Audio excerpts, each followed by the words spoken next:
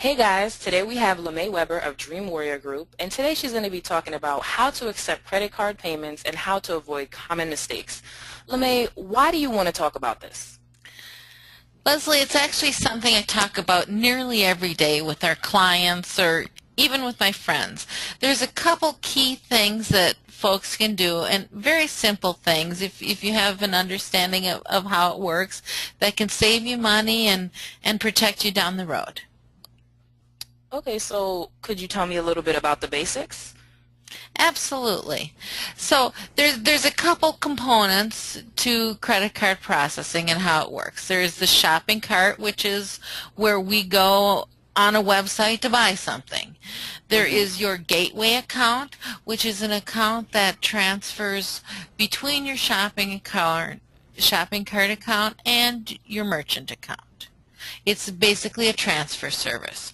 There is your merchant account, which is the account that manages your funds and ultimately makes the deposit into your bank. So it's a four-step process, and things go back and forth a little bit in between, but it all happens in less than a second. And I thought I'd make a little example that is fun for me because I'm going shopping. So let's say that I have $200 in my checking account, and Mm-hmm. I am going to the Joe Malone shopping cart because I want to get some vanilla lavender lotion. So I buy the high-end lotion set for $150. First thing I want to do is make sure as a consumer that it's a secure shopping cart, that it has a little padlock on the bottom that shows that it has an SSL. And Leslie, maybe we should talk about this at a different time because there's a lot of details involving security, but let's assume that it's a secure site. I go Okay. through and I buy my lotion. So the shopping cart sends a transaction to the gateway. The gateway serves as an intermediary and checks with the merchant account and says, does LaMae have enough money in her checking account, because I'm using my debit card, to buy this? And then it quickly sends back the approval, or in some cases a decline, from the merchant account to the gateway back to the shopping cart. Now this is all happening, well, it's saying wait to process the transaction, usually much less than even a second. So once the transaction is approved, we check out. The $150 now comes out of my checking account, and the gateway manages sending that money from my checking account to Joe Malone's merchant account. It sits in the merchant account and a combination of the gateway account, and it batches once per day. That information then goes through some processing and ends up in Joe Malone's checking account. And it's as simple as that.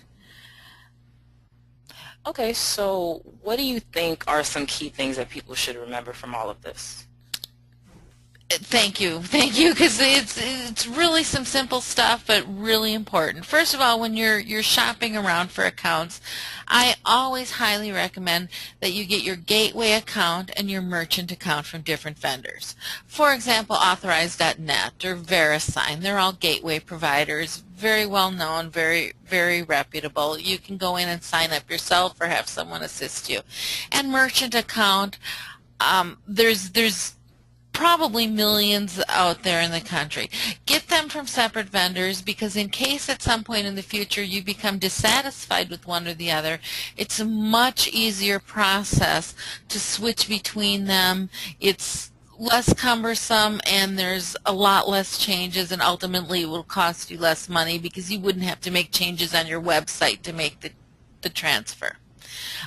Always retain full control of both of your accounts. And what that means is that both accounts should be in your name, and you should have the master password account. You may or may not want to give that account information to other people, for example, your webmaster. Keep an eye on your rates. One vendor may tell you it's 1.9%, another merchant account vendor may tell you it's 2.5%. That doesn't necessarily mean that one is less expensive than the other. There's transaction rates, there's batch rates, there's upcharges for what they call non-compliant transactions. For example, I don't know if everybody knows this, but if somebody is shopping with a credit card that has free mileage or bonus gifts, the vendor, or in this case Joe Malone, actually has to pay a higher percent for that. So you need to make sure you're comparing apples to apples.